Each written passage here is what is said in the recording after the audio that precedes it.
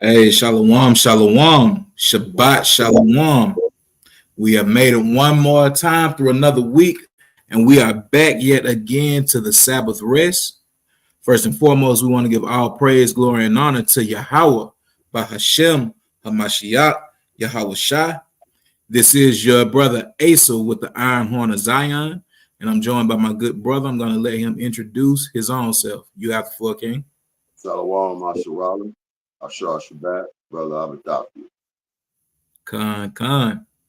Yeah, we have made it another week through the grace and the mercy of the Most High God to be yet again in the presence of the Lord as we go this Sabbath sense lesson.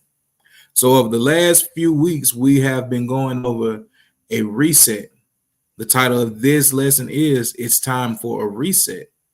And I have been mistaken to put part 4 in the title. This is actually part 5. This is part 5 of It's Time to Reset. So over the course of this lesson, we have gotten to some things that we need to get back right, some things that we need to fix in order to make sure that our service to the Most High God isn't in vain, and we're doing everything that we can to make the calling of our election sure. We have figured out that we need to reset our wisdom. We need to go back into the foundational principles of the Bible. We need to get back to these laws, statutes, and commandments and truly adhere to the words of the Most High God with our all. We also figured out that we need to reset with our health. All of us, no matter how much you weigh, no matter how many muscles you have, no matter how many laps you can run, you can always improve. You can always eat better. You can always exercise more. And you can always cleanse your spiritual temple more to go along with that physical health. And then we got into the order of our households, which we are on part 5 of now. We have talked about how the Most High God should be the head of our household, followed by Hamashiach Yahawashi, who is our example of how to walk this thing perfectly. And then we got into the physical order of the household with the man.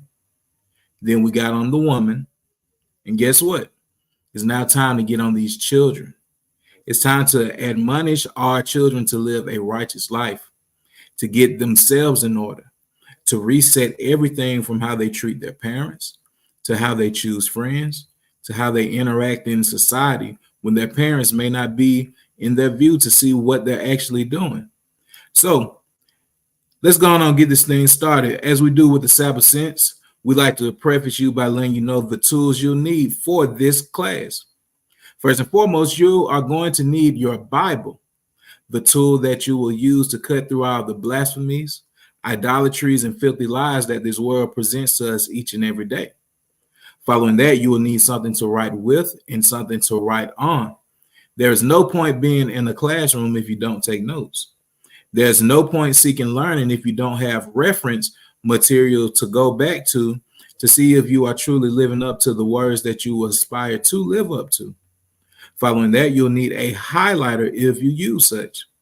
And beyond all these things, you'll need a meek and sincere spirit ready to learn. So as we do with the Sabbath sense, we like to start with the law of the day. And we'll be doing that by going to the book of Leviticus, chapter 12. And we're going to get verse 1. And if I do have someone in the chat who is willing to scribe these scriptures for the edification of the body, we truly do appreciate your sincere labor of love for the ministry. And if not, we pray that you all have your tools necessary to get these scriptures. And we thank you, Sister Bosch, for always being willing to do that job for us, the water. So as we will continue on with the book of Leviticus chapter 12, verse 1. Bring that out, King. God, the book of Leviticus chapter 12, verse 1. And the Lord spake unto Moses, saying, Speak unto the children of Israel, saying, If a woman have conceived seed and born a man child, then she shall be unclean 7 days, according to the days of the separation. For her infirmity shall she be unclean. So if a woman has a man child, she is unclean for 7 full days. 7 full days she cannot touch any holy things. 7 full days she cannot enter into any holy convocations. She is considered unclean for those 7 days if she has a man child. But things continue to go on, and we figure out more as we read. So let's continue on to verse 3 in these birth laws. God. And in the 8th day, the flesh of his foreskin shall be circumcised. And on the 8th day, for any Israelite male child, the custom should be to be circumcised. Now, when we deal with today's times, we may not always be able to keep this law depending on where you live and the access that you have to Israelite medical professionals. But if you can make those arrangements to get your son circumcised on the 8th day, please do so. Read it on, King. And she shall then continue in the blood of her purifying 33 days. She shall touch no hollow thing, nor come into the sanctuary until the days of her purifying has been fulfilled. So for an additional 33 days plus these 8 days, she cannot come into the sanctuary. She cannot touch any holy things. Pretty much she needs to be in isolation to give her body that chance to do what? Reset. So I'm no math expert, but 33 plus 8. If I'm doing the math, that's about what? 41 days. So that's 41 days after childbirth for a male child that a woman should not touch any holy thing or enter into the sanctuary. Reading on there, King. But if she bear a maid child, then she shall be unclean 2 weeks, as in her separation. And she shall continue in the blood of her purifying 66 days. So we also see from birth there is a separation and there is no equality. For a female child, when that girl is born, that woman is unclean for what? 2 weeks. That is 14 days. And it also says that she will continue in the blood of her purification for 66 days. Now, the question is, what is a score? That is 20. So three score, that's 3 times 20 is what? 60. So it says 3 score in 6 days. That's 66 days plus the 14 days of her uncleanliness, 66, plus 14 is what? 80. That is 80 days where that woman isn't allowed to enter into the sanctuary or to touch any hollow thing. And these are the birth laws that we have for a male child and a female child.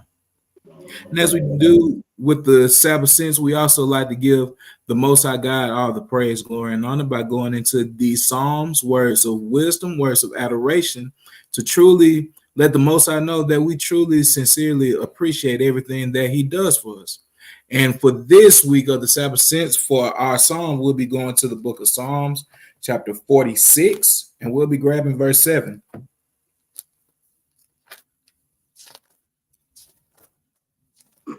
The book of Psalms, chapter 46, verse 7. The Lord of hosts is with us. The Yahweh of Jacob is our refuge. Selah. So the Most High God, He is always with us, and He is our protection. Reading on. Come behold the works of the Lord, what desolations he has made in the earth. And we have to be aware of the destruction that the Lord is doing in this earth. He is mighty. He is the mightiest force to ever be. Reading on. He maketh wars to cease unto the end of the earth. He breaketh the bow and cutteth the spear in sunder. He burneth the chariot in the fire. So as we see all these wars and rumors of wars rising up all throughout the world, us being God's chosen people, being the Israelite man, woman, and child, we understand that at the snap of a finger, a blink of an eye, the Most High God can make all this cease. The Most High wants to give us an expected end. He wants to put an end to this captivity.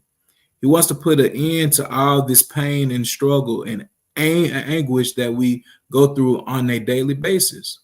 The Most High wants to give us the kingdom, and he will do so for those who adhere and take account of their actions and do what he says do and live up to these laws, statutes, and commandments and have unmovable faith. Reading on. Be still and know that I am Yahweh. I will be exalted among the heathen. I will be exalted in the earth. So why are you worrying about every little thing? Be still and know that he is Yahweh. He is the one that exists. He is the creator of heaven and earth. He is the one that put breath into your body. And he is the one that will give the kingdom to the nation of YHWH. Reading on. The Lord of hosts is with us. The Yahweh of Jacob is our refuge. Selah. And it's saying the same thing over. Don't worry about what these heathen doing. Don't worry about these wars. Don't worry about any of these things, because we are protected by the highest. And that is something that is worthy to praise for. You should be praising the Most High God with everything that you have every single day. He is good to his people. He is going to save us. Stop worrying. Stop doubting. Just do what you are supposed to do. Continue on the course and reset. If you worrying, reset. If you doubting, reset. If you don't have your faith built up, reset. Fast more, pray more, read more, study more, do everything that is righteous more. All right. Now, as we also do in the spirit of the Sabbath sense, we like to go into language and linguistics, and we are going to give you your Paleo Hebrew word of the week. And that Paleo Hebrew word of the week is bond. We see the Hebrew characters, the ba and the na. They come together to make the bond sound. Bond. And this word means son, a male offspring. This can be the son or a later male descendant of the father, one who continues the family line. And we have our Strong's reference H1121 and also H1248. The word is bond. And if you get into the modern Hebrew, you will also see bar. Our Hebrew word of the day is bond. And I'm sure that those who are not too familiar with the language and everything, as you get on your social medias and everything, you will see someone's name, and I'm just throwing out random name, Judah Bun Israel. They are literally saying, I am Judah, the son of Israel. Or you will see Judah ben Israel. That's more so of the modern Hebrew. In the Paleo tongue, that would be Yahawada ban Yasha'ala. Yahawada ban Yasha'ala. Judah ben Israel. Judah, son of Israel. Ban. All right. So, speaking of bonds, what is our title of the lesson? We're getting to the order of our household and we're focusing on the children. So it's very appropriate that our Hebrew word of the day was bond. So let's go in on these children and let's see how our children should be acting, how they should be carrying themselves, and get our children to understand that they also need to reset. This is the time to bring your little girls and your little boys in so they can get further edification on how they should be acting. All right. So to start off with, we need to ask, what is the purpose of a child? Let's go to the book of Genesis, chapter 1, and let's get verse 27.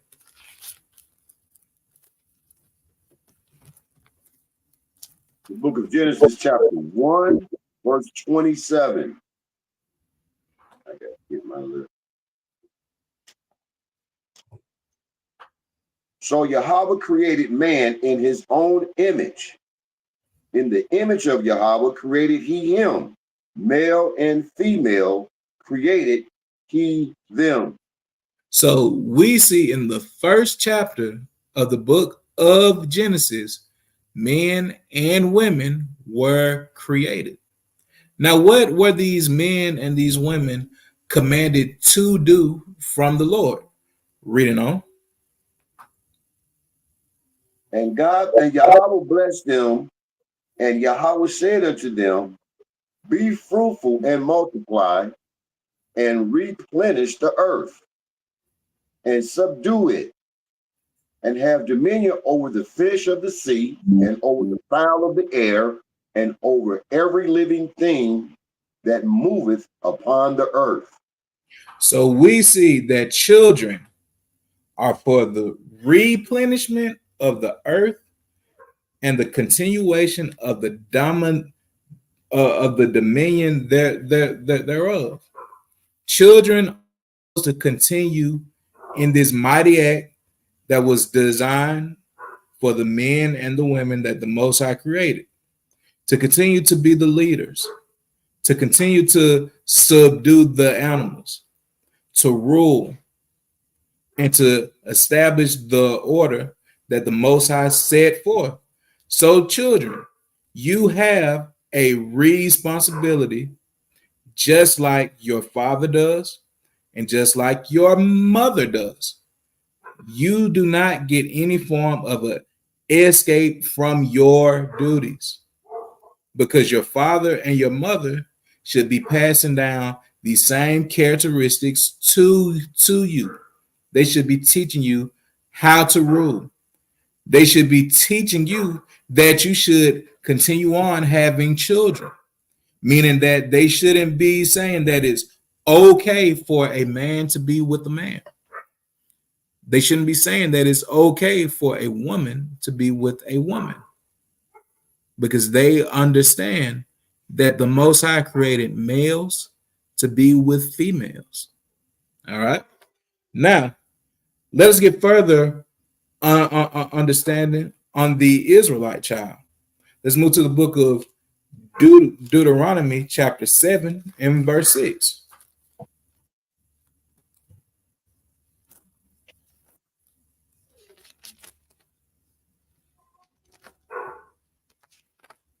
And the pause for my dog in the background. He probably seen an animal outside. Oh, killer back there, huh? Yep. Okay. Out, brother. The book of Deuteronomy, chapter 7, verse 6. For thou art an holy people unto the Lord thy Yahweh. The Lord thy Yahweh hath chosen thee to be a special people unto himself. above all people that are upon the face of the earth. So this is the commandment to the Israel. You are commanded to be above all people that are upon the face of the earth. You are commanded to be better. That means even you, child, should be the best child. You should set the example for the other children that are amongst you. And knowing that you have to be circumspect in everything that you do, meaning that you need to be aware, you need to be considering how you move, you need to be understanding the environment that you are placed in, and always know how to act in the proper way. So let's move to the book of Haggai, chapter 1 and verse 7. One of my favorite scriptures in the whole Bible.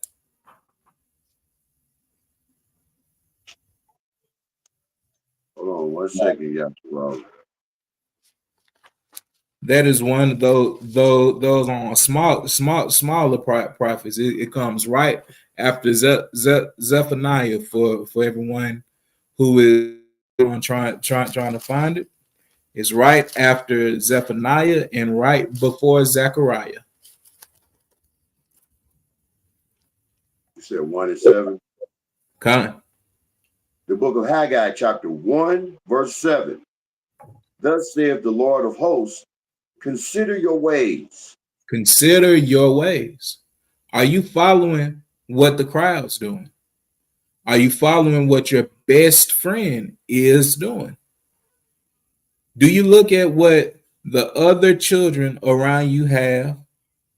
Do you look at how they treat their parents differently than how you treat yours? Are you considering your ways? Because let's be quite frank here. When we were our children, we still had an understanding of the concept of right and wrong. We knew that it was to act out during class. We knew that it was wrong to be talking filthy. We knew that it was wrong to steal. We knew all of these things were wrong, but some of us just saw other children doing these evil things, and we followed along with the crowd rather than being an individual, rather than remembering our home training, rather than doing the right thing. So it is up to the children to consider their ways too. Now let's move forward to the book of Ephesians, chapter 5 and verse 15.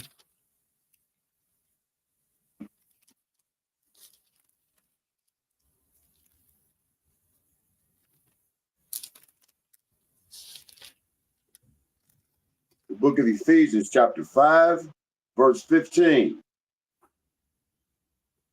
See then that ye walk circumspectly, not as fools, but as wise. So you have to be considering your ways. You have to be circumspect. You can't move foolishly. You can't move hastily, but you have to move wisely. And you have to figure out, where does that wisdom come from? Reading on that, Ken. Redeeming the time, because the days are evil. And you have to be very protective of your time, because we are living in some evil days, and the children are faced with more and more evil every day. All of them have access to the internet, something that was still not so easily accessible when I was a child growing up in the 90s. But now children are born having access to the whole world. but we are commanded to come out of the world. So, children, you have a way more important job than what you think. You have to say no to the BS. You have to say no to being another YN. And for the older generation that doesn't know what a YN is, that's a young nigga. The YNs are the ones when the tight pants with the shiny belt showing their whole ass. The YNs are the ones carrying the with the doggone switch. The YNs are the ones who are high as a doggone kite every day with the colorful dreads. The ones that call everyone twin and everyone bro. The ones that be wearing purses, the ski mask, the ones that have no respect for authority, have no respect for their elders, and the ones who only listen to drill music and doggone sexy red. These are the YNs. Children, it's your job and your duty to not be a YN. Straight up. So, I want you to read verse 17 there. Wherefore, be ye not unwise, but understanding what the will of the Lord is. So don't be a fool. Understand what the will of the Lord is. And what is the will of the Lord? Let us move to the book of Psalms, chapter 40, and verse 8. The book of Psalms, chapter 40, verse 8. I delight to do thy will, O my Yahweh. Yea, thy law is within my heart. So the will of the Most High God is to keep his laws. So children, guess what? You have to keep the laws of the Most High God. Point blank, period. There's no getting around it. So when your parents bring that Bible out and they're trying to teach you, listen. When you have your own free time, don't just spend it all on the doggone TikTok, on the Fortnite. Shoot, you be on that tablet 24/7. How about downloading the Bible app and reading and learning and asking questions? They got the Roblox spirit, the Among Us spirit, the doggone what is called the Berry Avenue, the Call of Duty, all this stuff. Put your mind somewhere where it can be profited rather than it being taxed. Because all these video games, all this social media, all this BS is draining you. It is draining your mental wealth. So put your mind on something that can increase you rather than always take from you. And there's nothing wrong with you playing video games. There's nothing wrong with you doing any of these things that you enjoy, but it's still proper to have a balance. And that balance comes by you keeping these laws, statutes, and commandments, and you dedicating a certain amount of your time to learning. If I could go back now to being a child, knowing what I know now, there are so many things that I would not have done. There's so many people that I would have avoided. There's so many situations that I would not have gotten myself into if I truly took out time and just thought about it. But the problem is, as a child, there is this whole thing about you wanting to be cool, wanting to be popular, famous, so on and so forth. I'm telling you now, as someone who was a quote unquote popular kid, as someone who then did the sports thing, someone who has been on TV, you ain't missing nothing. You ain't missing nothing. For those of you that do know, I have experienced some level of quote unquote fame. I've been a professional wrestler. So I didn't travel around. I've been on TV. I've sold merchandise with my name on it, won title, so on and so forth. But none of that compares to doing this right now, being in this word, studying, teaching. There's so much more to life than sports, rap, and doggone video games. You got to do the will of the Most High God. Now, let's move on forward. Let us get into this will of the Most High God with the child-specific commandment. Let's go to the book of Exodus, chapter 20, and verse 12.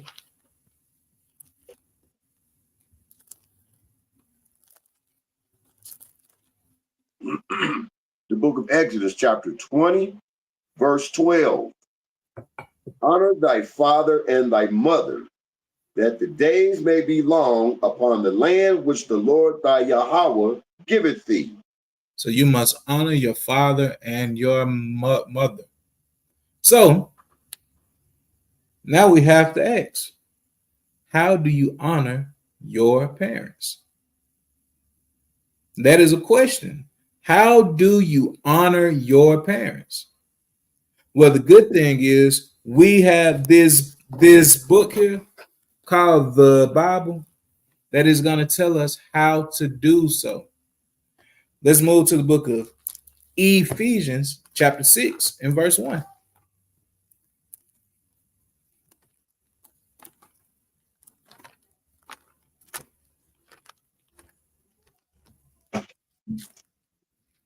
The book of Ephesians, chapter 6, verse 1. Children, obey your parents in the Lord, for this is right. So you honor them by being obedient. And that goes beyond you just keeping the laws, statutes, and commandments. That's you taking the trash out when they say take it out, rather than you doing it when you want to. That's you getting your big nasty behind in that tub instead of playing video games all day. That means you helping your parents in whatever way that they tell you to. That means you helping your parents even when they don't ask you to. That means that you are responsible for the things that your parents give you, and you don't just make a mess of them or you break them. That means that you talk politely to your parents. And you may come from a household where you are not required to say yes sir, no sir, yes ma'am, no ma'am. But that don't mean that you're supposed to be calling them by their first name. Put some respect on daddy and mama. Treat them well. Do right. Be obedient. If they tell you not to go to such in such place or to such in such house, don't go. If they tell you to be in this house by a certain time, be in the house by that certain time. Because there is nothing that a parent loves more than an obedient child, than a child that they don't have to continue to tell the same thing over and over, to a child that they don't have to continue to threaten with the doggone belt, to a child that they don't have to actually turn the threats into a reality and whoop you every single day. You are helping your parents out by being obedient, because they already have enough stress as it is. I did not understand how much that my parents were going through until I became a parent my own self. I didn't understand bills. I didn't understand having to maintain a doggone house. I didn't understand buying clothes, shoes, keeping everybody hair maintained. I didn't understand having to pay for family fun. I didn't understand that every time when we went to a restaurant, that was money that my folks had to come up with. But they did it out of love. They did it out of making sure that we always felt that we had something to do. That is the true nature of a parent that a child will not grasp until they are older. And I am sure that y'all have heard it the same way that I have heard it growing up, where I have been told you are not gonna understand this until you are old. And I really didn't until I got old. But this is the perfect opportunity for you to take heed to your parents' words and their instructions now, so you don't have to wait till you are old to gain that wisdom. If you listen to them now, you will be saved from so many headaches, so many problems, so many wasted relationships, so many wasted friendships, so much wasted money, so much wasted time.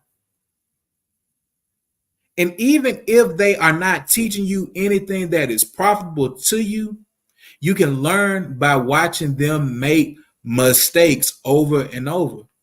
And you learn what not to do. But the problem is when we are placed in that situation where we have parents that are not setting a proper example, we tend to fall into that same trap of doing the same things that they did.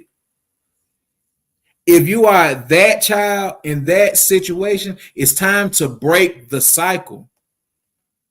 You see what your parent is doing and you know that it is completely wrong, turn the other way. If you see your mama bringing in 20 different men every single year, you understand that you shouldn't be the one doing that. If you see that your daddy is a doggone drunk, you see that you shouldn't be doing that. If you see that your parent is struggling, you should be making ways now to make it a thing where you never have to do so. That means that you should be saving. That means that you should be working if you are at that appropriate age. Life is way more than playing games, painting nails, building forts, going bowling, and being at Chuck E. Cheese. If you learn these things now, you will be set up far, far better than your parents, than your parents' parents, than your friends' parents ever were.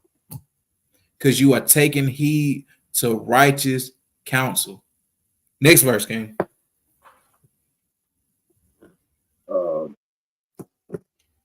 Verse 16. We are in Ephesians 6 and verse 2. Verse 2. 2, okay. The water. Honor thy father and mother, which is the first commandment with promise. And that promise of you honoring your father and your mother is you will be blessed with a long life. Who doesn't want to have a long life? If you are starting out in a good situation now by listening to your parents, knowing what the law, statutes, and commandments are, and continuing to increase that knowledge, wisdom, and understanding, you are already far better off than someone who was 20, 30, 40 years old that had just found out what this truth was 2-3 years back. You are a child growing up knowing what the truth is. You have all the advantages that the world could ever present you because you didn't get it from the world. You got it from the Most High God. That means that you are living better than your parents ever have because you know what is right and you know what is wrong. All you have to do is continue in it. There is no reason why you should be wealthy. There's no reason why you shouldn't be knowledgeable. There's no reason that you should be getting your heart broken as you grow up because you are not seeking to have no boyfriend or no girlfriend because you know that you are far better than that and you are only worthy of having a husband or a wife. You understand these things because it's being instilled in you right now. So it's time to live this long, prosperous life. It is time to live forever. Children, you have been placed in the most perfect position ever. You haven't been exposed to all the BS of the world that your mama then went through, that your daddy then went through, that your cousin, uncles, and grandparents went through. You have a chance to break generational curses. So it's on you to do it. Verse 3. That it may be well with thee, and thou mayest live long on the earth. So enjoy a long, prosperous life by you starting now being obedient to your parents.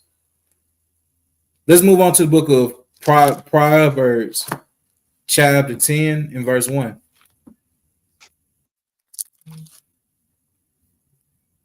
The book of Proverbs, chapter 10, verse 1. The Proverbs of Solomon: a wise son maketh a glad father, but a foolish son is the heaviness of his mother. So a wise son makes his father glad. Because your daddy don't got to worry about you being no fool. Your daddy don't got to worry about you being no simp. Your daddy don't got to worry about you being a YN. Because you are wise. And you know where your wisdom comes from. It also says, but a foolish son is the heaviness of his mother. So you make your mother sad and you are killing her by you being a fool. So now the question is, how do I become a wise son or a wise daughter? Well, you first got to understand where wisdom comes from. Let's move to the book of Deuteronomy, chapter 4 and verse 5.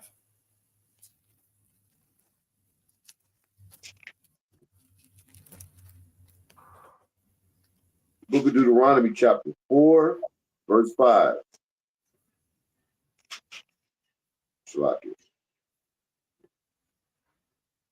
Behold, I have taught you statutes and judgments, even as the Lord my Yahweh commanded me, that ye should do so in the land whither ye go to possess it. Reading on. Keep therefore and do them, for this is your wisdom and your understanding in the sight of the nations, which shall hear all these statutes and say, surely this great nation is a wise and understanding people. So the law, statutes, and commandments are your wisdom. So guess what? Children, you have to keep the laws, statutes, and commandments if you want to be a wise son that makes his father and doesn't make his mother sad. So keep the commandments. Let's move to Proverbs chapter 28 and verse 7.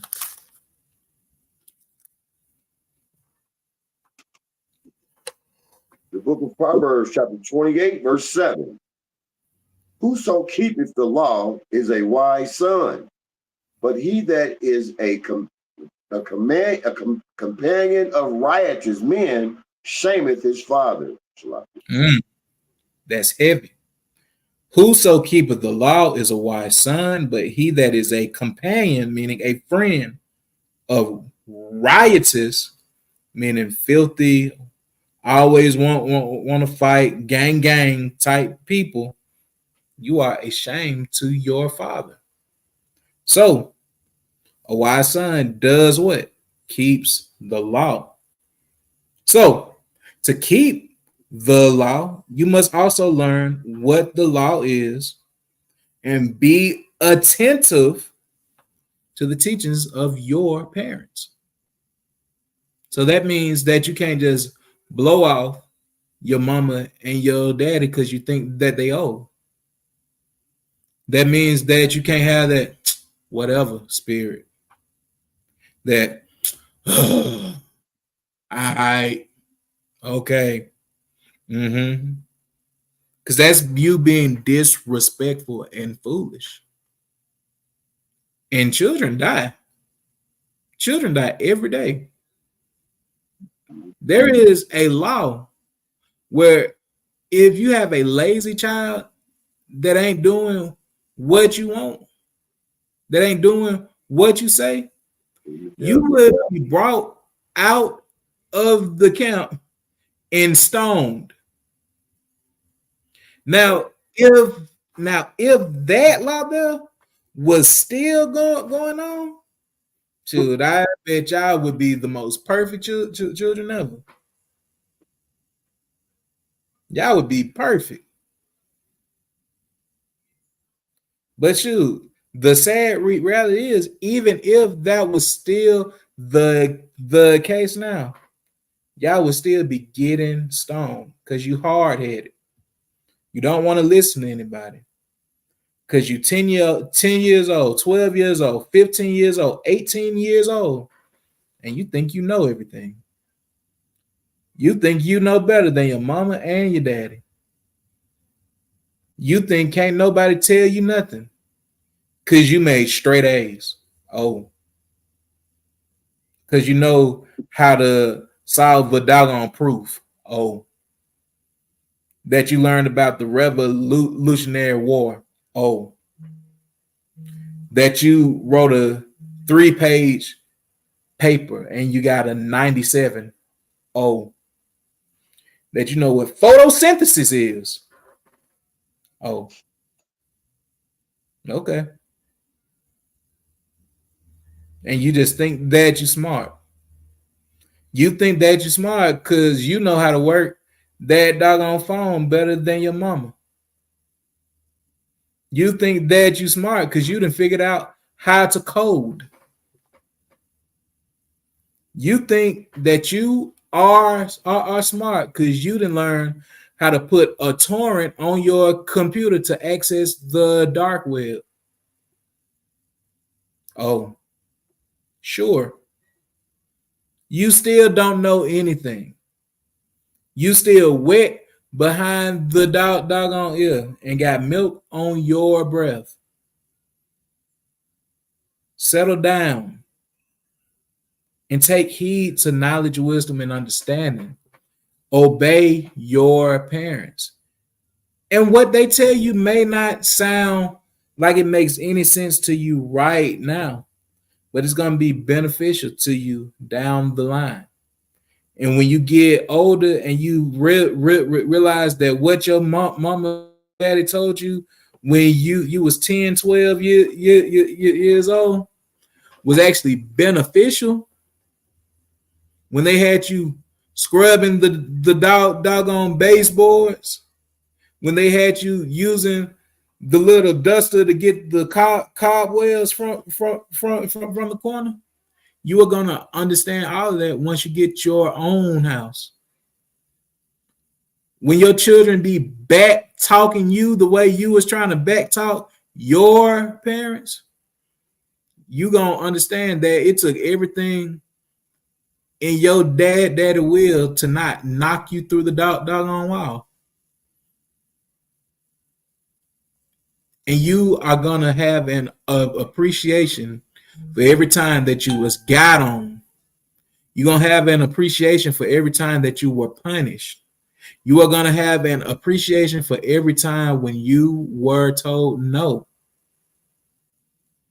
Because it made you the person that you are now.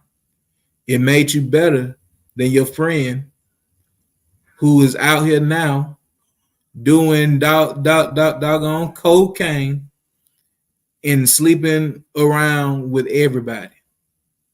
Or life That in prison. right. Or strung out on doggone crack.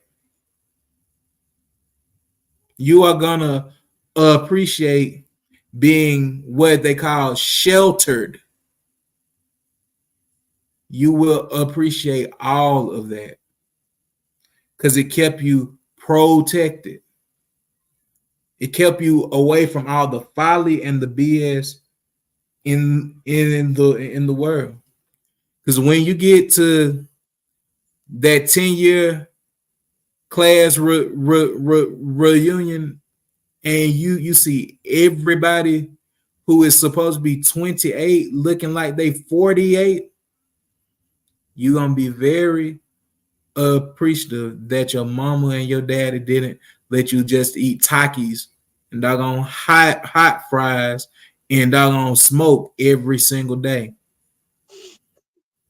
You're gonna be glad that they gave you water. You're gonna be glad that you had to go shopping with your mama and go through every single aisle in the grocery store. Because now you're saving money and you're not buying no fast food every day. Even though you seen that doggone McDonald's commercial and they made it look real good and it came with the doggone toy that you wasn't going to care about in 3 days. You are going to be happy that you sat in that kitchen with her and you learned to make some doggone bread. You learned to cook some doggone chicken. Because now you're saving money and you're wiser and you now have valuable life skills. All right. Let's move to the book of Proverbs chapter 8, verse 32.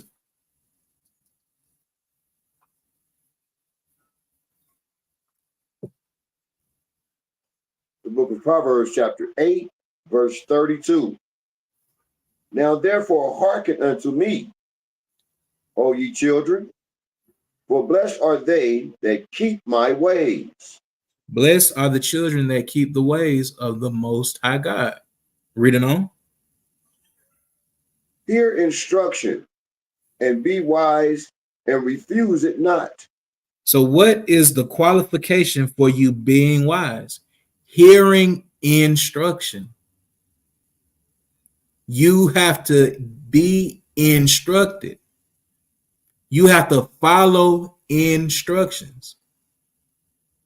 It's the same way how you seen your daddy trying to put that table together without following the doggone instructions, and now with extra screws and bolts and nuts sitting to the side, and the table doing the shape every time when you put your arms on it, and you like, oh, now my milk spilling because the table rocky.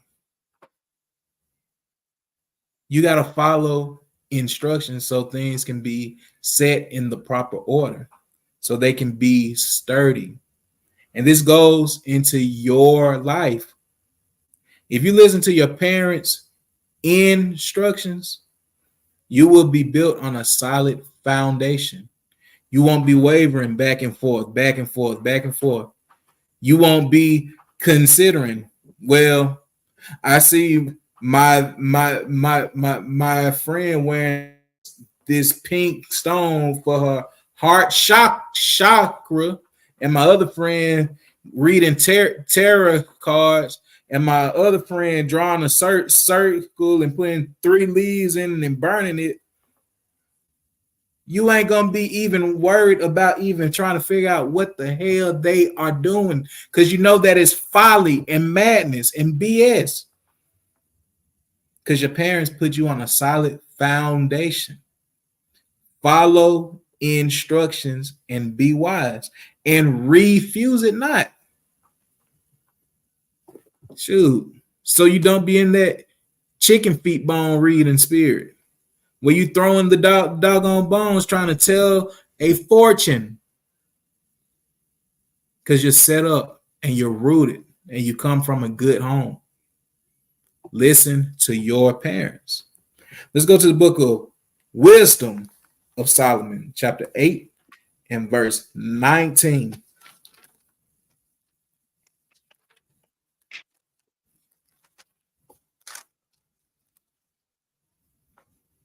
The book of Wisdom of Solomon, chapter 8, verse 19. For I was a witty child and had a good spirit. Be like King Solomon. He was a witty child and he had a good spirit. Witty means that you are wise, meaning that you have a certain je ne sais quoi, if I said that right, to my foreign language polyglots. You have a certain wit to you, meaning that you are smarter than the next on child. Shoot, about 10 years, 15 years back, there was a show called Are You Smarter Than a Fifth Grader? Shoot, we are trying to be smarter than everybody. It's your job right now, children. You don't have no job. You don't got no bills. You don't got no extra responsibilities outside what your parents tell you to do. You should be gaining wisdom right now. If I could go back and just change some of the time that I wasted and put my mind toward wisdom and learning and picking up skills and learning more, shoot, there is no telling where me, Abadathia, or anyone else who is already past those youthful years would be at right now. If I would have saved some of them days where I watched cartoons for 4 hours straight, played the video game for 6 hours straight, not saying that I didn't that I couldn't watch any cartoons or play any video games. If I just pulled it back just a little bit and put my mind in these scriptures and put my mind to something that would be beneficial to my overall learning, shoot, I would be in a much, much better place. And I was not a dumb child. I was the type that would open the encyclopedia and just read it. I was the type that would just look up random facts just to know. But the missing thing, I wasn't picking up this. I wasn't picking up the scriptures. I wasn't learning the law. Yeah, I made straight A's throughout school. Yeah, I was the doggone eighth grade valedictorian, top 10% of my graduating class. Went to college, graduating in four years, and even started working on a second degree afterwards. Yeah, we can do all of this, and there are people that have done way more than I have, but they don't have this. They don't have this in them. They don't have this knowledge, wisdom, and understanding. Children, you are at the prime time in your life right now to get this, to be built up, to learn more. Shoot, I be talking to my wife sometimes, and I be telling her, yeah, it is folks 2 years in this walk, 5 years in this walk, 10 years in this walk, so on, so forth.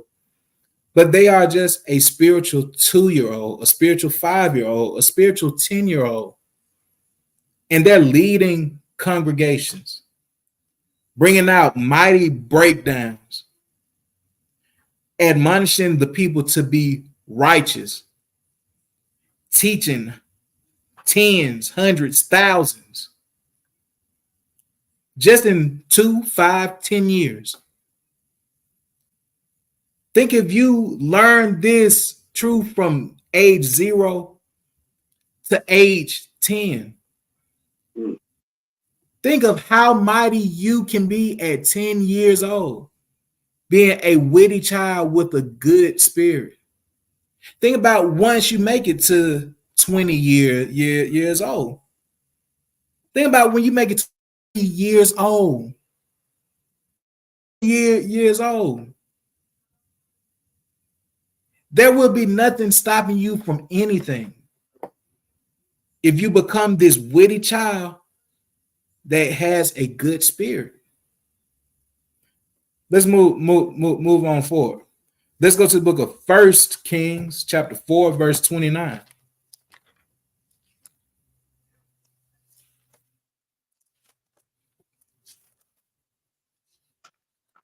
The book of 1 Kings, chapter 4, verse 29.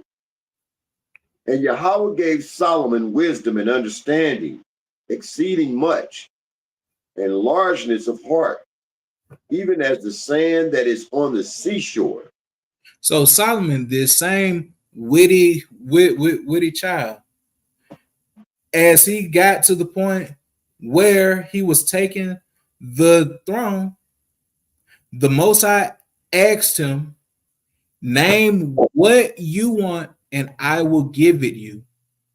Solomon didn't ask for no Glock with the doggone switch.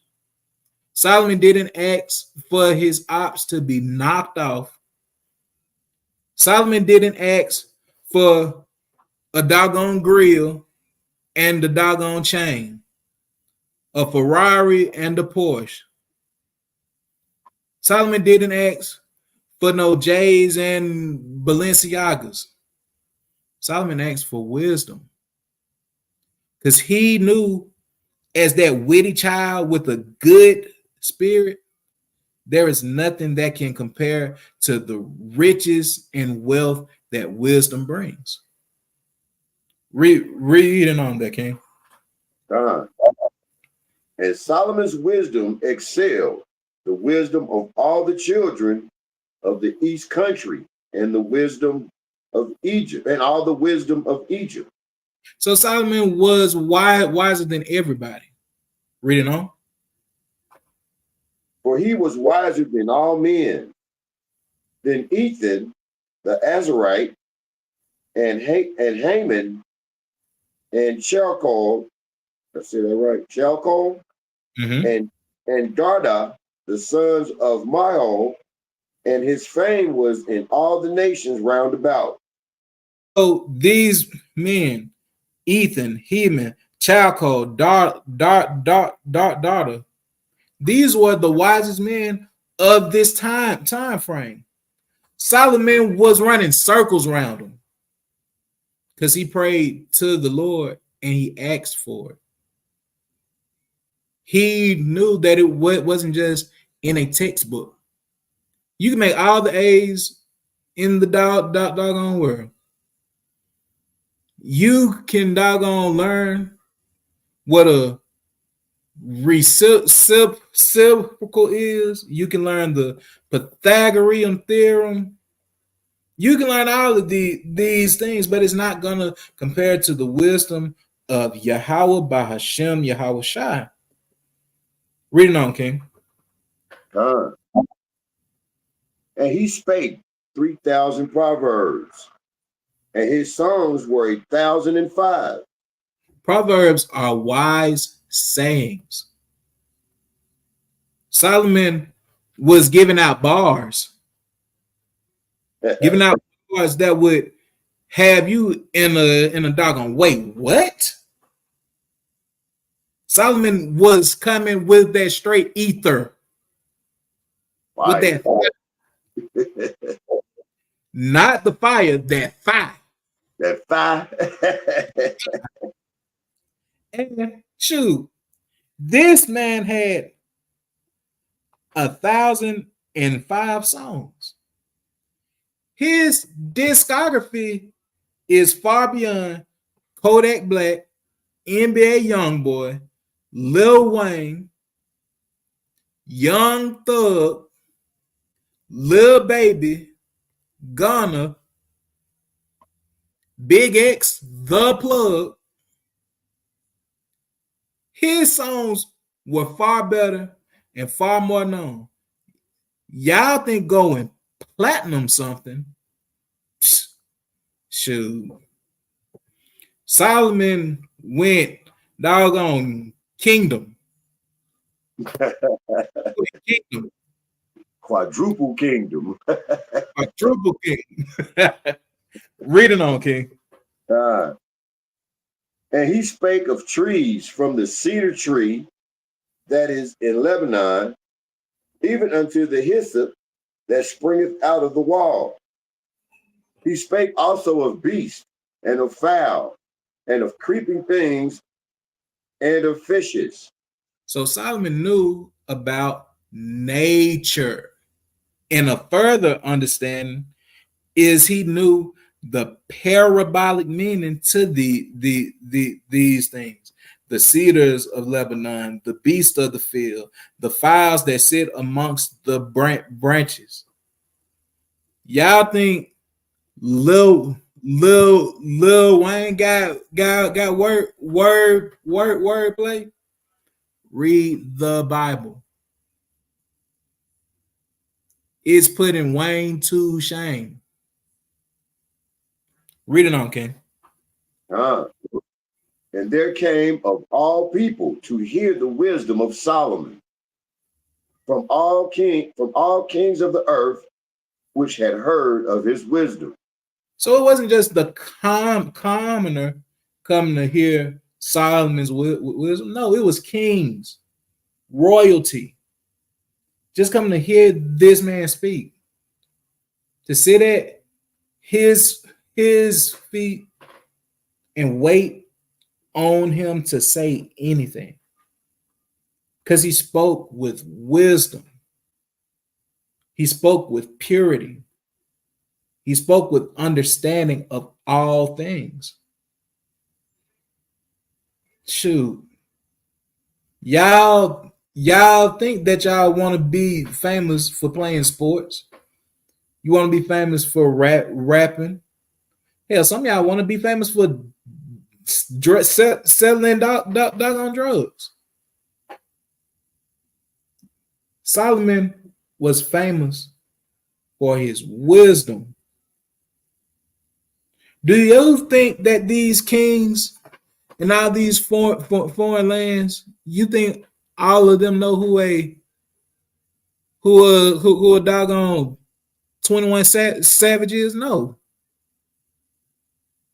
That's lower level fame. Solomon had kings coming to hear him speak. World renowned. So stop aiming so doggone low. A rapper, a basketball player. Aim to be a king. And the king is in these scriptures. And the king is wise. A princess is in these scriptures. A princess is wise. So these are the things that you should be aiming for. Let us go back to Proverbs chapter 28 and verse 7.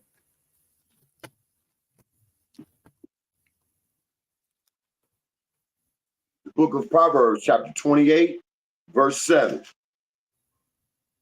Whoso keepeth the law is a wise son, but he that is a companion of righteous men shameth his father. So we have gotten into the law. We've gotten into what it is to be a wise child. Now we have to deal with the second part of this verse here. It says, but he that is a companion of righteous men shameth his father. So, children, you have to be careful with your friendship. Everybody is not your friend. It's time to reset. It's time to evaluate if that person that you hang out with really benefiting you, or are they just taking from you? Are they draining you, or are they uplifting you? Are they being that iron that sharpens iron, or are they making your blade dull? Let's move to the book of Sirach, also known as Ecclesiasticus, chapter 6, and let's get verse 7. The book of Ecclesiasticus, Sirach, chapter 6, verse 7. If thou wouldest get a friend, prove him first, and be not hasty to credit him. If you want a friend, prove them first. Proving them doesn't mean that, oh, I like red and he like red, so we cool now. She like doing nails, I like doing nails, that's my best friend. No. Proving someone means that you take out time, and not just a day, not just a week, not just a month, hell, not even just a year. You are taking out time to judge their character, to see where their morals lie, to see if they are honest, to see if they are a bad child or a good child. Next verse. For some man is a friend for his own occasion, and will not abide in the day of thy trouble. Some people are only your friends for what you do for them, or for a status that they get from being around you. They are biting off of your cool factor. They see you as a meal ticket, someone who's gonna always have the doggone snacks, someone who's gonna always have the candy, someone that they know if I can be friends with them, I can go over their house because I know that they got the doggone Xbox, the PS5. I know that they parents know how to cook well. I know that they got a doggone pool. I know they got a basketball court and the game room. People will be friends with you just to pull from you. So, children, it's very important that you truly take a true account of who you call friend. And we have to ask, as the Israelite child, what is a qualification for someone being my friend? Let's go to the book of Psalms, chapter 119 and verse 63. Psalms 119 and 63. The book of Psalms, chapter 119, verse 63. I am a companion of all them that fear thee, and of them that keep thy precepts. As an Israelite child, you should only be friends with those who also seek and yearn to keep the law, statutes, and commandments. Now, we know that some of you may be going to school, and everybody there may not be an Israelite. You may be the only one in your classroom. Now, does that mean that you just have to be quiet and not talk to anyone? No. That means that if you are gonna have any type of a friendly relationship with anyone in your class, you need to judge their character to see if I hang out with this person, is it going to put me in a bad position to where I am not keeping the law, statutes, and commandments? Is this someone that I can be around and they not vex my spirit too much? Is this someone that I can shine my light as a witty child with a good spirit? Can I shine my light on them? You have to choose your friends properly. Let's move forward to the book of Sirach, chapter 19 and verse 4.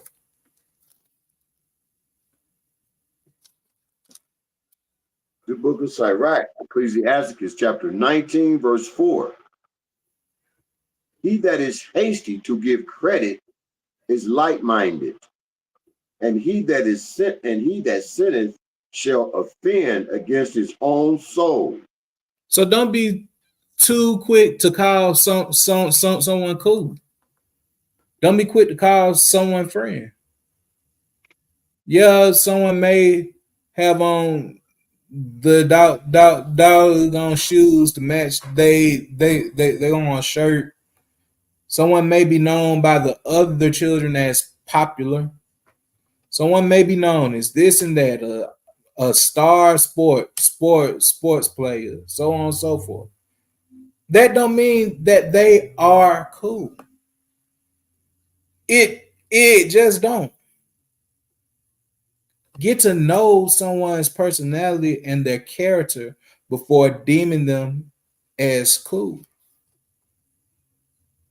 Anybody can get clothes. Anybody can get shoes. Anybody can get their parents to buy them some type of game system or phone. And anybody can get a TikTok and get followers. Anybody can do any of this stuff that you classify as cool. But it's not. It's just things.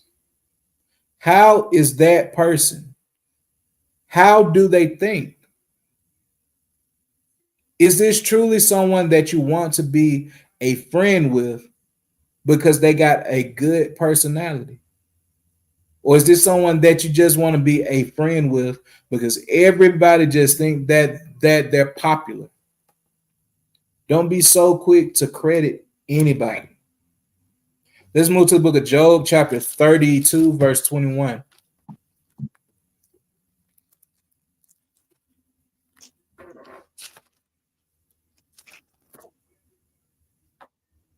The book of Job, chapter 32, verse 1.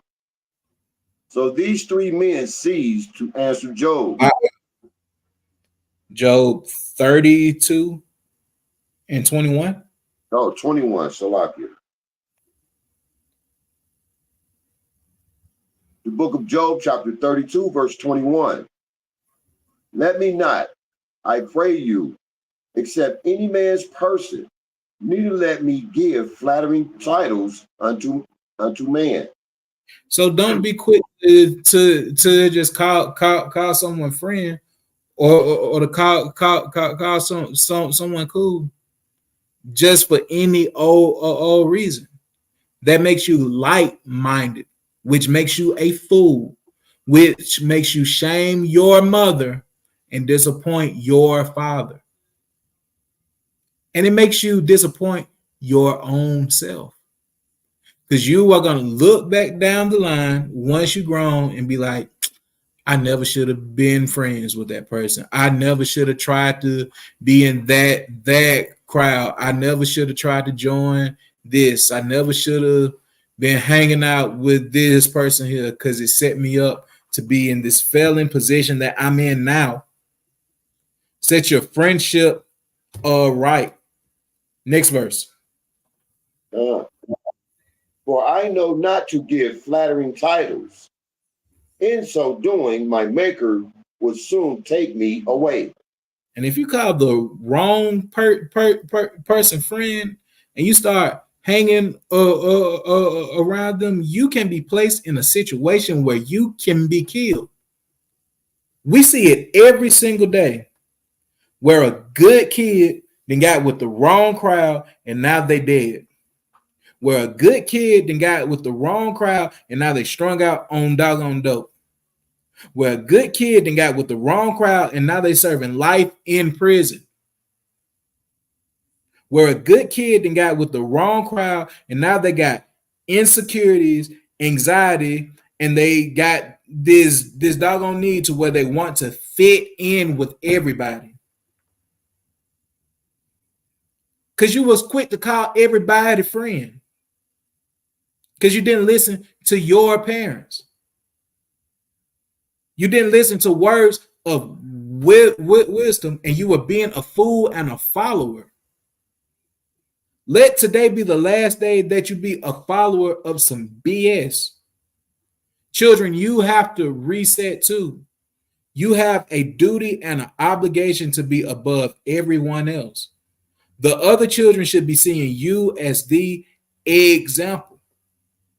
And you may get talked about. You might get joked on because you don't want to do this and do that. You may even be in the spirit where you are openly rebuking them and telling them that it is wrong that they are doing X, Y, Z. And you may get excommunicated from, such and such having a doggone birthday party. You're not supposed to be going to that anyway, so why do you care?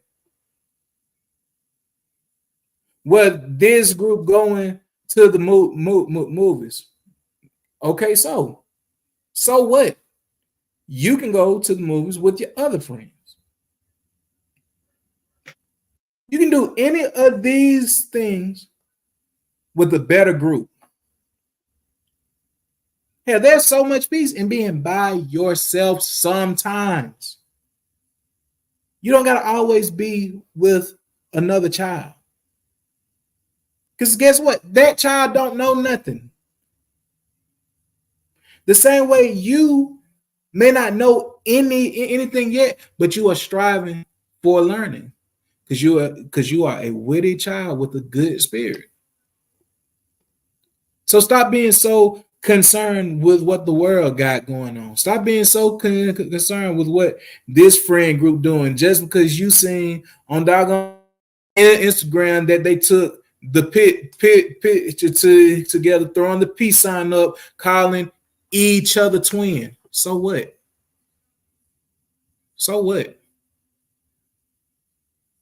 Why do you want to be twins and friends with doggone fools? Reset. Get your mind right. All right. So let's move to the book of Exodus chapter 23, verse 2.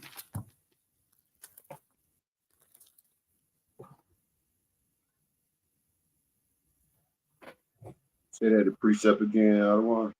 That is Exodus chapter 23 and verse 2. The water. The book of Exodus chapter 23, verse 2.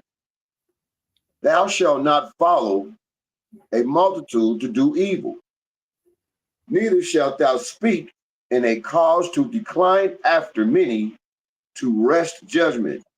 So don't be following a group to do evil. Yeah, they are going to smoke a blunt. Ooh. So what? Because it's mid anyway, first off. Secondly, they not really high. They being over the top to look high. And they doing them same little poses that they done seen the rapper do. They being fake lit to the music. They wearing their hood halfway on their dog on head, pulling their pants down and saying slack. They are doing the same thing. When are you going to realize that these children are being characters? That's not how they really are. And that's not cool. It is lame. They following every other rapper, every other child that they see. They're not an individual. They are lame. They lame. So why are you trying to be like them, doing the doggone same pose, holding the money up? You still get an allowance.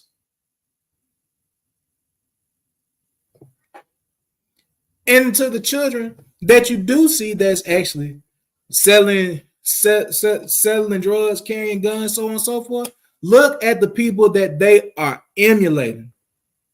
Dead rappers, dead cousins, dead uncles that are in jail. And the ones that aren't dead or in jail, they still living in the doggone hood, sitting on the same block every day when you're walking home from school, not doing anything with their life. But you think just because they got some tattoos, a doggone blunt, a deep voice, and some nice on shoes, that this is who you want to be. They are losers. They're not functioning members of society. And they're not going to be up for a long time. They may have a little money now, but it's going to be gone because they just wasting it. And they got ops who want to kill them. Does it really sound fun to live every single day of your life looking over your shoulder, expecting someone to try to come kill you? Because you want to be a doggone character. Because you took a rap song serious. When a lot of these rappers don't live that life. It's a character. You are learning to be something that they don't even do. Just stop it. Because it's not going to get you anywhere in the end except dead like King Von, dead like Julio Fulio, facing trials like young Thug, and looking like a doggone sissy like Gunna. You're gonna end up just like them. But the problem is you are not the industry. So you're not gonna be the one with the quasi fame. That's not gonna be you. You're not gonna be on the BET Awards. Sorry to break it to you. You're not gonna be on stage at Coachella. Sorry to break it to you. These people are handpicked because they doing sacrifices. They're killing people and drinking babies' blood. And doing all these hand signs and wearing black and doggone white in their videos and telling you to kill yourself and your people. Is that really someone that you want to be like? Do you really want that as the people, as the image that people view you as? Someone who always high out their doggone mind, that isn't in touch with reality. Someone with doggone ops who are always trying to kill them. Someone who can't doggone sleep because all they do is doggone stress. So now they popping pills, drinking lean, and smoking blunts to try to numb pain that will always be there until they die from either an overdose or being shot dead or rotting in a prison cell. That isn't the life that you want. Or like one of these hoes These whorish rappers, the Megan the Stallions, the Glorrillas, the Sexy Reds, and so on and so forth. You want 10, 20 million men staring at you shake yo ass. Because it ain't just the little boy that you like. It's grown, creepy men looking at you. It's the ugly kid that you don't like looking at you.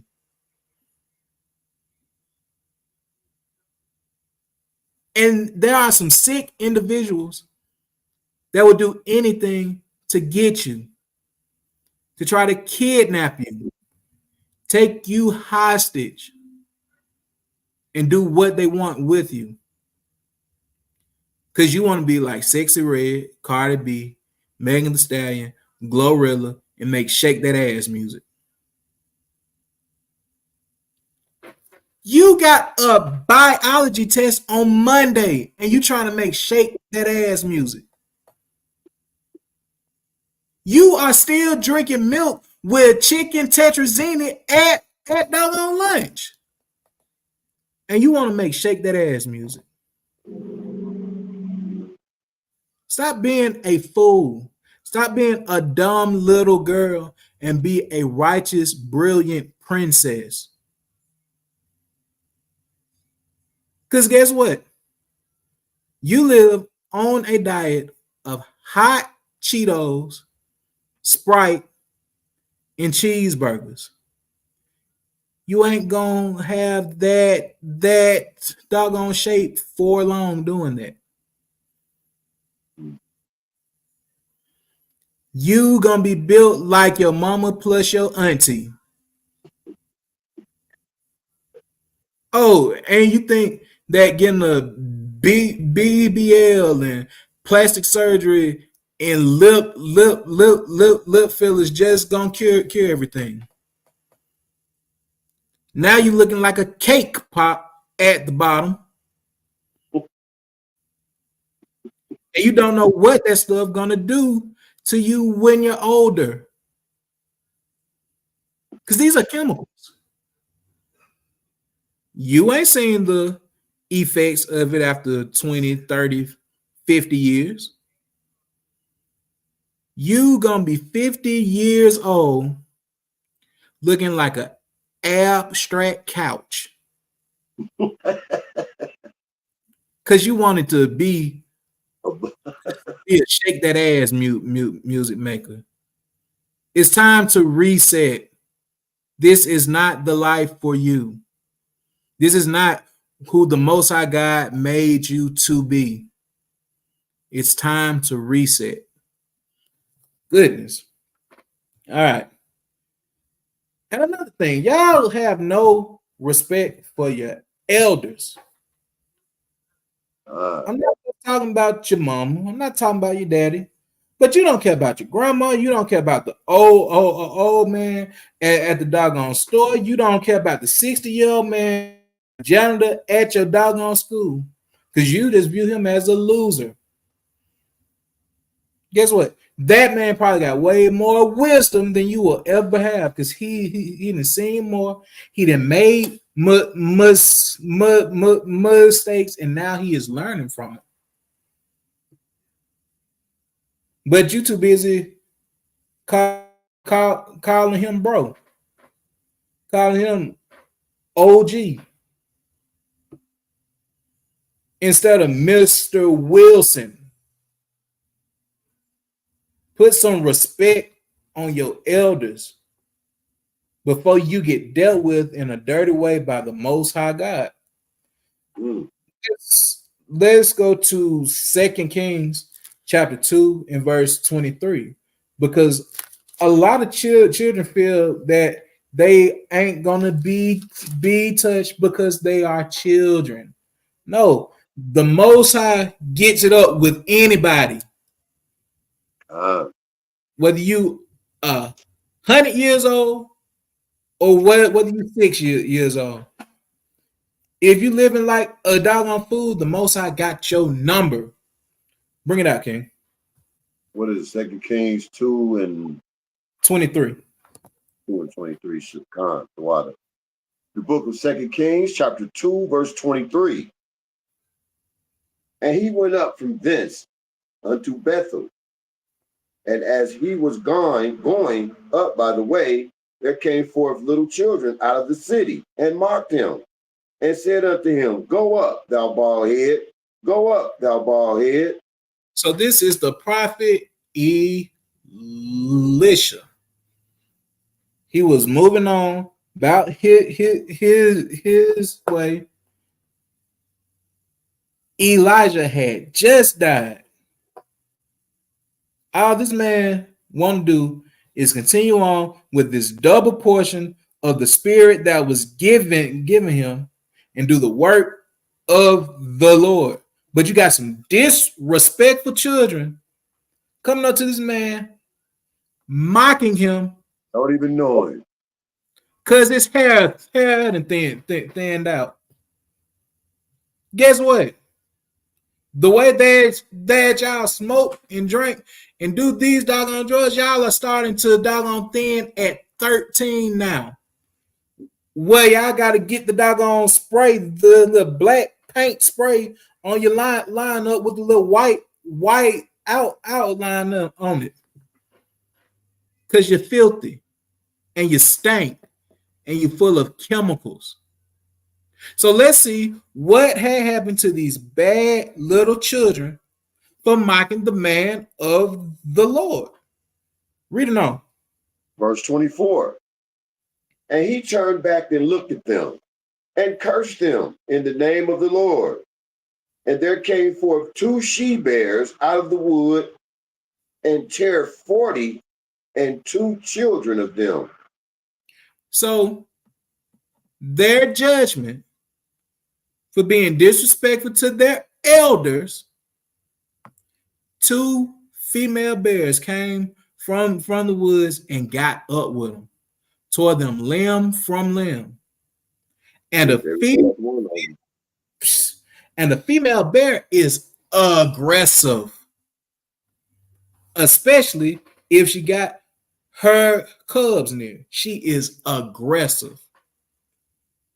But these are 2 already aggressive female bears that then had the spirit placed on them to kill.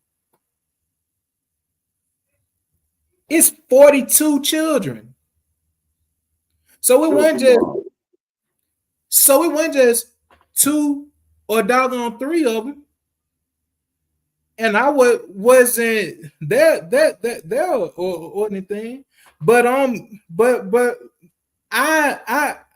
would like to think that it started out with like one child saying, "Hey, look at him. Watch this. Go up, thou bald head. Join in." And they all just followed like some dummies, following a multitude to do evil. It started out 1, then it went 2, then it went 5, then it went 10, then it went 20, then it went all 42 of them. Mocking. Because they're acting foolish. They're not using wisdom. They just want to follow a doggone child. They want to follow someone else that don't got no doggone sense. And now they are dead. Don't follow. The class clown, Salaki. Following the class clown. Come on. Class clown got them all killed. Yep.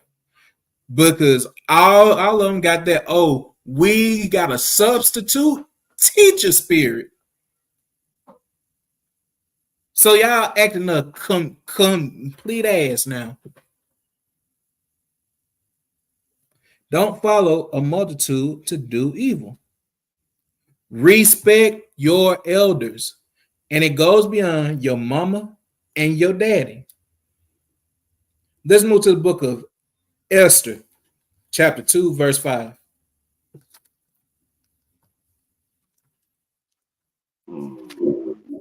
What is the one in the pop? Oh, yeah, you said the one in Esther 2 and 5. Mm-hmm. Right after Nehemiah. Yeah. Yep. Salakia, Israel, have mercy on me. You should Esther 2 and 5. Con.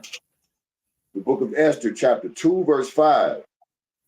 Now in Shushan, the palace, there was a certain Jew whose name was Mordecai, the son of Jair, the son of Shemiel, the son of Kish, a Benjamite.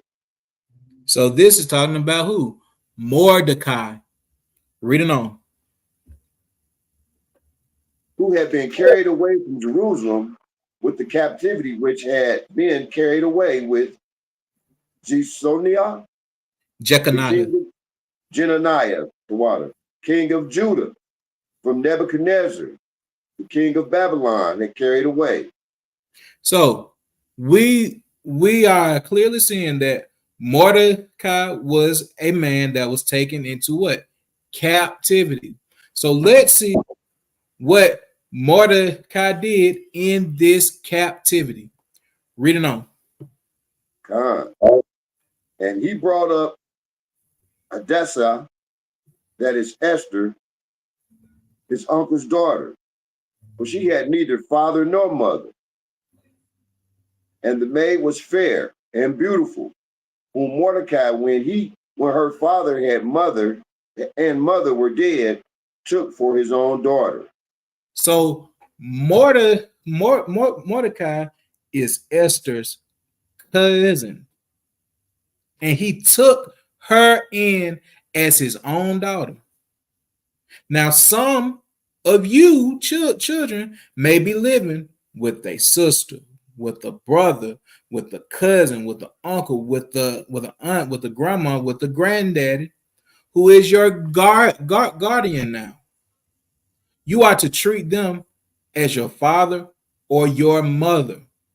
So the same way that Exodus 20 and verse 12 goes, you have to honor that person the same exact way. It doesn't matter if you did not birth them. And that goes for your step parents too. It does not matter if they did not birth you. If they are taking the time out to raise you, feed you, clothe you, house you, and so on and so forth, you treat them with that just due honor and you obey them. If you are in a foster care, you treat them with that same respect as a birth father and a birth mother. And overall, children have to turn away from evil. Let's get the book of First Thessalonians chapter 5, verse 22.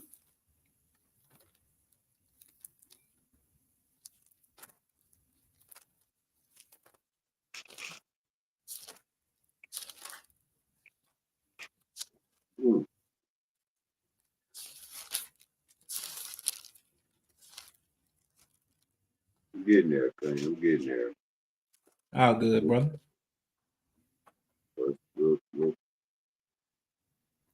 First Thessalonians 5 and 22. the water. The book of First Thessalonians, chapter 5, verse 22. Abstain from all appearance of evil. That means turn away from anything that looks evil. That means turn away from trying to be in the image of a YN. Turn away from trying to be in the image of a baddie. Turn away from trying to be a dope dealer. Turn away from trying to be anything other than a child of the living God. Abstain from all appearance of evil, from being bad, being disrespectful, from not listening to your parents. You got to turn from it. Let's move forward to the book of Isaiah, chapter 1, verse 17.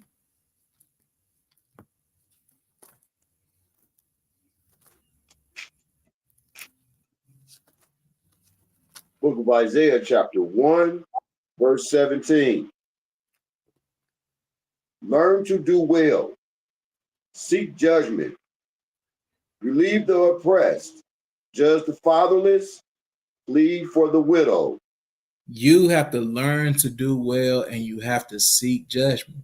You learn to do well and you seek judgments and all these other valuable quality traits by you picking up this Bible and you reading, by you listening to your parents and taking heed to what they tell you and not just blowing them off. You take heed to your parents' words and you take heed to the words of the Most High God. Let's go to Sirach chapter 32 and verse 19.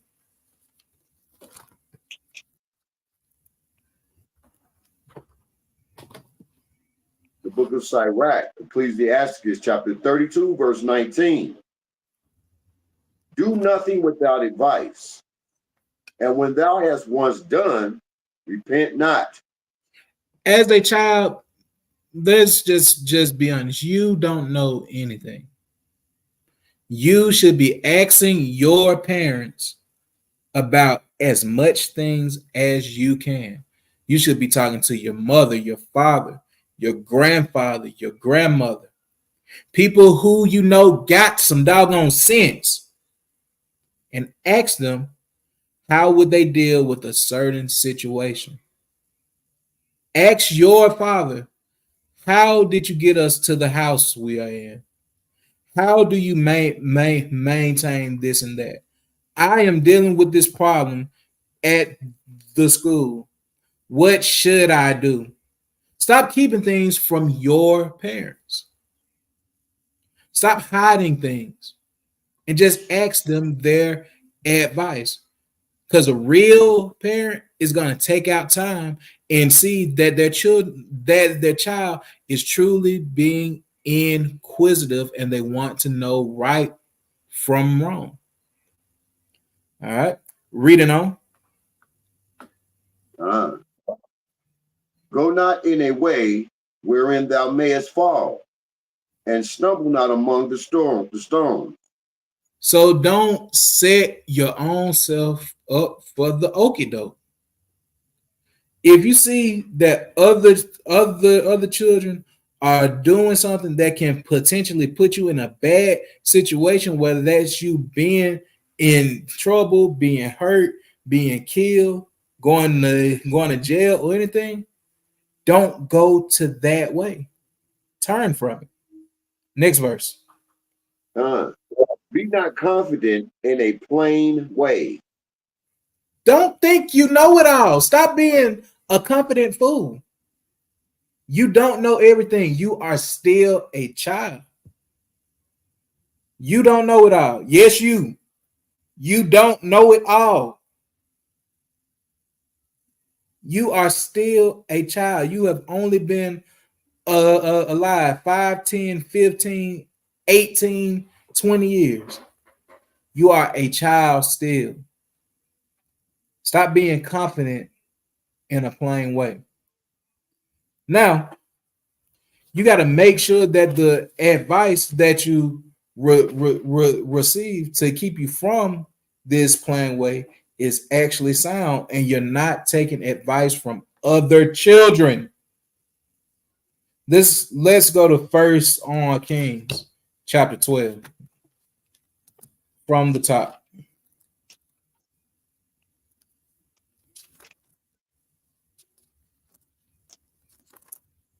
The book of 1 Kings, chapter 12, verse 1. And Rehoboam went to Shechem. Shechem. What is it? Shechem. Shechem.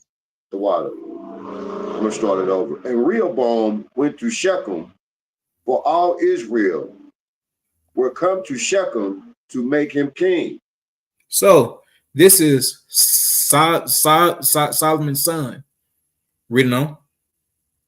And it came to pass when Jeroboam, the son of Nebat, who was yet in Egypt, heard of it, for he was fled from the presence of the king Solomon. And Jeroboam dwelt in Egypt. So Jeroboam was Solomon's enemy.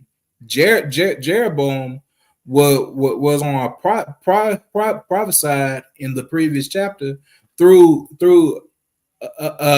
high the prophet to get control of the northern kingdom, whereas the two tribes, Judah and Benjamin, they were reserved for Rehoboam. So the previous prophecy of David will always have a son to sit on the throne can still stand. But the kingdom became split because Solomon fell into idolatry. Solomon forgot what it was to be a witty child with a good spirit.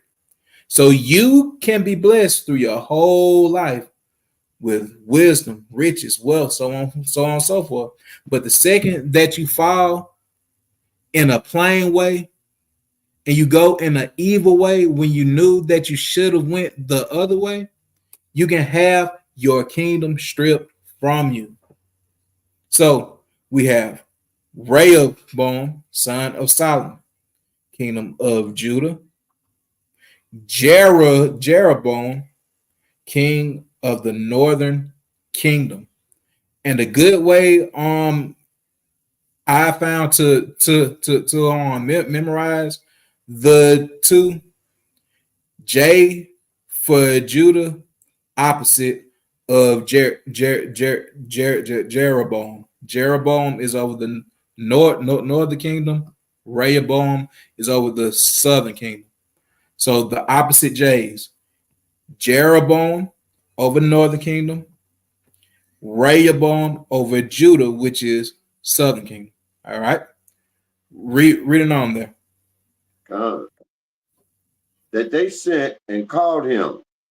And Jeroboam and all the congregation of Israel came and spake to Rehoboam, saying, Thy father made our yoke grievous. Now therefore make thou the grievous service of thy father, and his heavy yoke which he put upon us lighter, and we will serve thee. So the northern kingdom Israelites came up to Rehoboam and said, "Hey, just ease up some on us, and we will continue to serve you, and the kingdom can continue to be one." Read it on. And he said unto them, Depart yet for 3 days, then come again to me. And the people departed. So this seems like a wise choice. Give me 3 days to think it over, to seek counsel, and then I will tell you what I am going to do. This seems like a very wise thing that Rehoboam is doing. Read it on. And King Rehoboam consulted with the old men that stood before Solomon his father, while he yet lived, and said, How do ye advise that I may answer this people? So this is wise. Go to the old men, go to the senior men, go to the elders, go to the ones that have proven themselves to be operating in these laws, statutes, and commandments, that have seniority and have on tenure when it comes to serving the Lord, and they have tenure in giving what? Counsel. Read it on. Verse 7. And they spake unto him, saying, If thou wilt be a servant unto this people this day, and wilt serve them, and answer them, and speak good words to them, then they will be thy servants forever. So this is proper counsel here, because the servant is not greater than who? The master. David was a king of the people. David was dancing. David was on making songs, and he truly cared about Israel. So let's see if Rehoboam took this sound, wise counsel. Read it on. But he forsook the counsel of the old men, which they had given him, and consulted with the young men that were grown up with him, and which stood before him. So this is the problem. He forsook the good counsel and he said, let me go ask my homeboys. Let me go see what my friends think. The same ones that I grew up with. Forget what these old men saying. I want to counsel with the YNs. Foolishness. Read.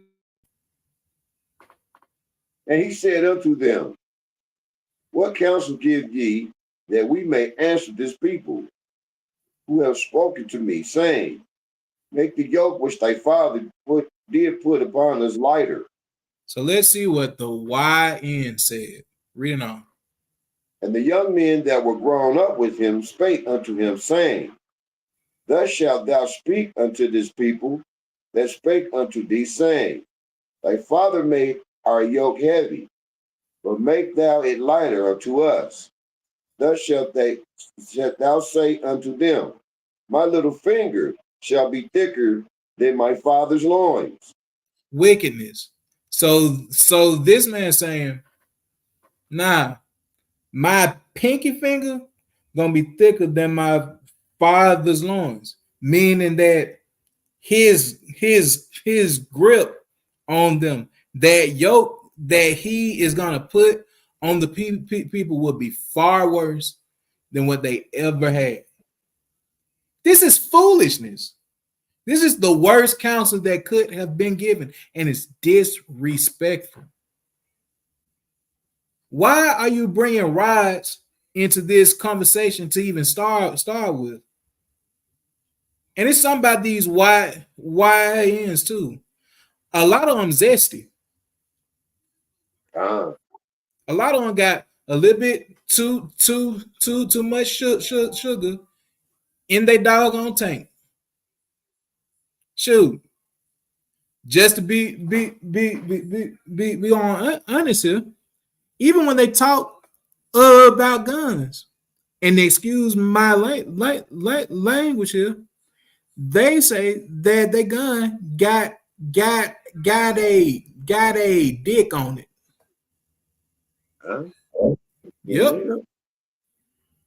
Yep. Just saying filthy, vulgar things. So this is how the YNs counseled Rehoboam when he should have listened to the older men. Reading on there.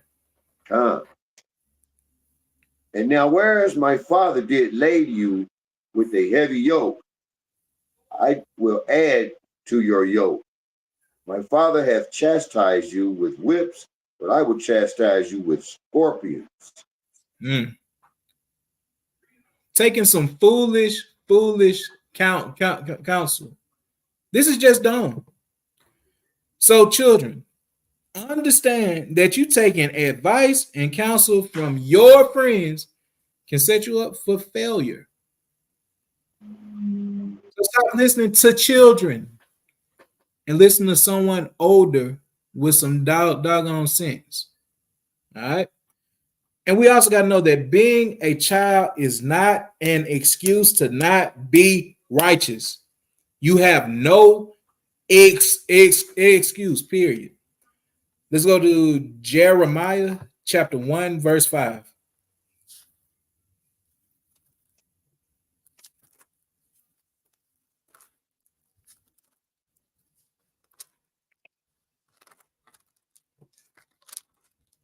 The book of Jeremiah, chapter 1, verse 5. Before I formed thee in the belly, I knew thee. And before thou camest forth out of the womb, I sanctified thee. And I ordained thee a prophet unto the nations. So the Most High has known you since the womb. Now it's your duty and your obligation to know him.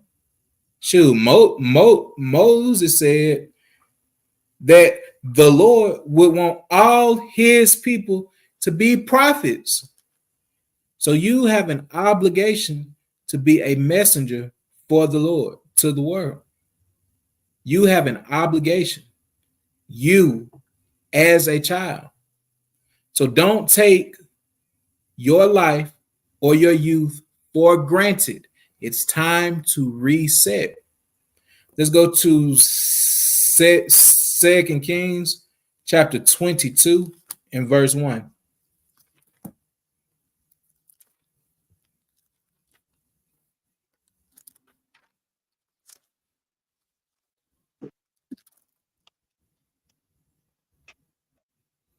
The book of 2 Kings, chapter 22, verse 1. Mm-hmm. Josiah was 8 years old when he began to reign, and he reigned 31 years in Jerusalem. And his mother's name was Jedediah, the daughter of Adiah of Boskop. His mother's name was Jedidah. Jedediah. So we are seeing Josiah was 8 years old when he became king. 8 years old. 8. So there is no excuse for you not to take hold of the rulership and the royalty that is laid out for you right now as a child. Next verse.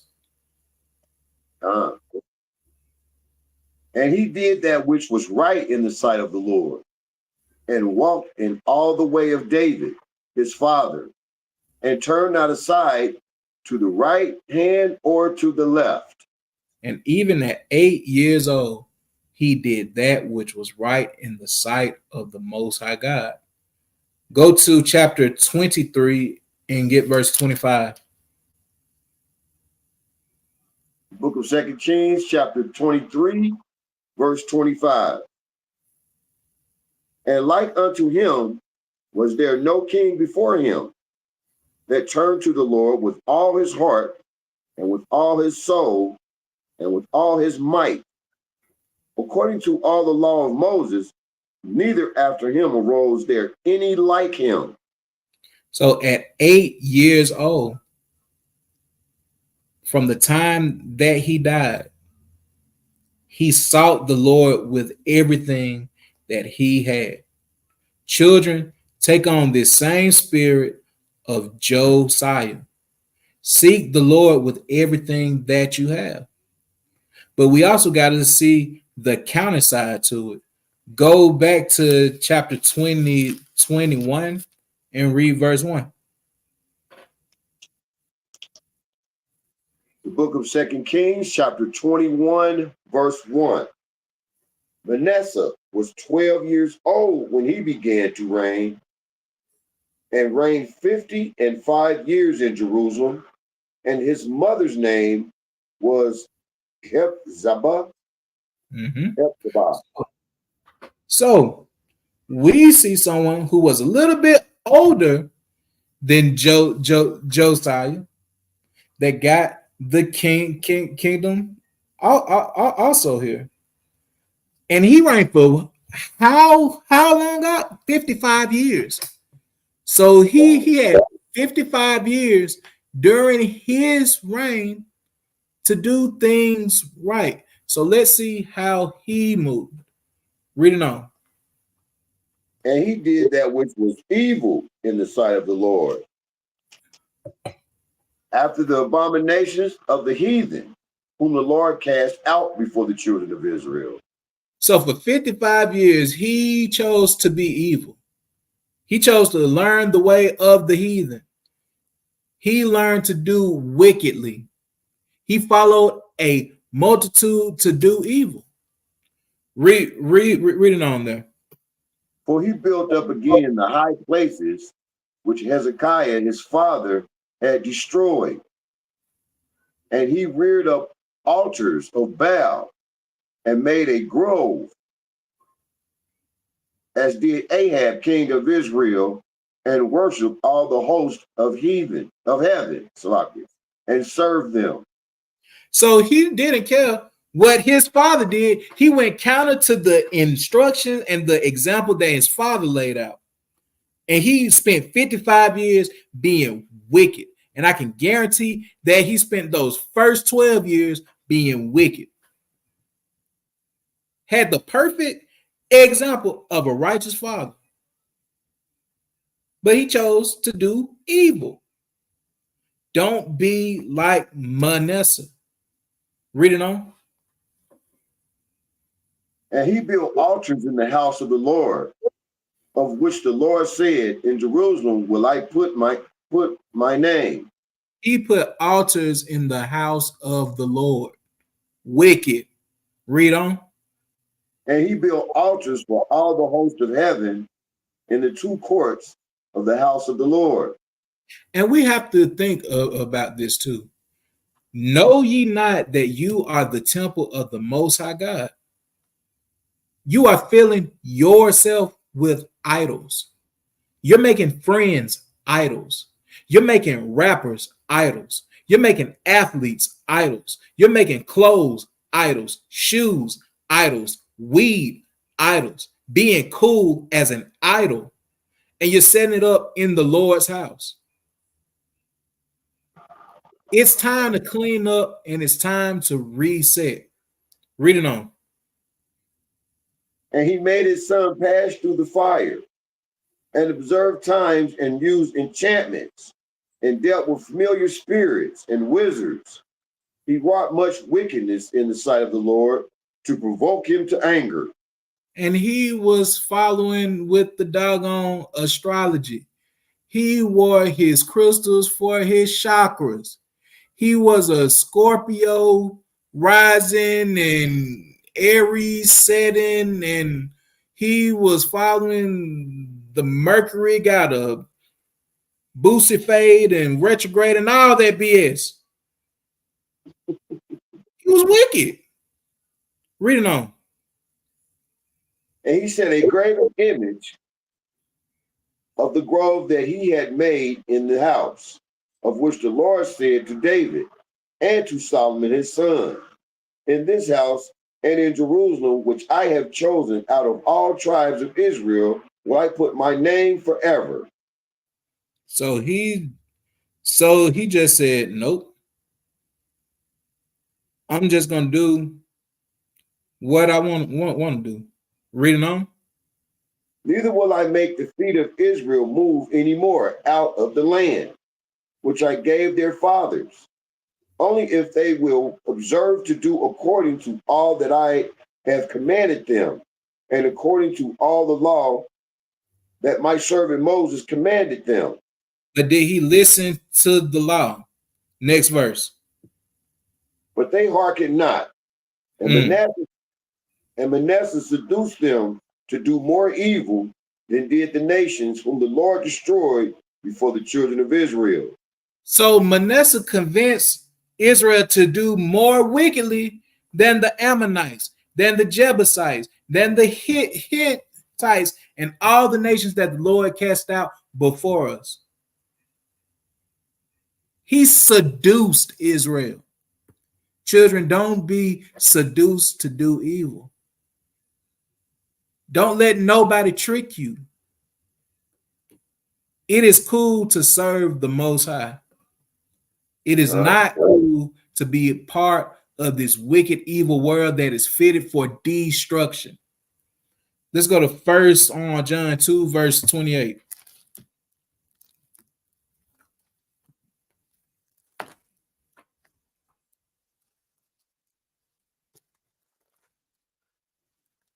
The book of 1 John, chapter 2, verse 28. And now, little children, abide in him, that when he shall appear, we may have confidence and not be ashamed before him at his coming. So it's time to reset, come back to the most High God, follow the example that Hamashiach, Yahawashi laid out for us, and live in those ways. Go to chapter 4, verse 4. Book of 1 John, chapter 4, verse 4.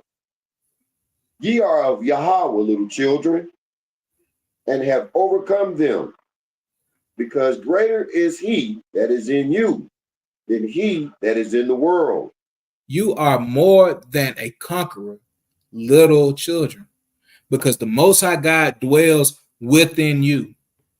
So you make sure that you keep your temple clean. You make sure that you abstain from all appearance of evil. You make sure that you continue to say no to the folly and the BS and the evil things that you see other children doing, and you stay on this course towards salvation. Let's go to number 6, verse 24.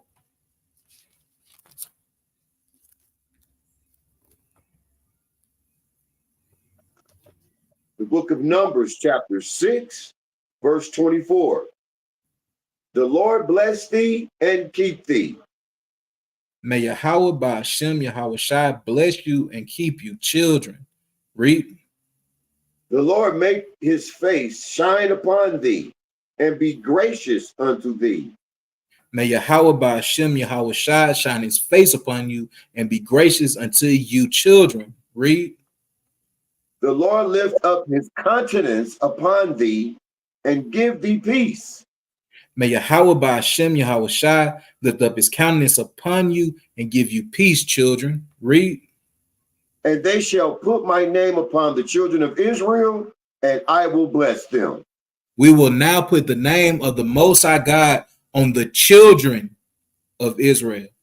Yahweh Bahasham Yahawashi Barakatham Yasha Allah. And with that, if my brother doesn't have anything to add, we will be closing out. I think I want to add, as children of Yasharala, obey your parents, keep the law, statutes, commandments, obey the Most High, and you will obey your parents. I yield. Come. And if our hearts and minds are clear, we would like to give all praise, glory, and honor to Yahweh Bahasham Hamashiach Yahawashi. Hey, Shalom, Yasha Allah.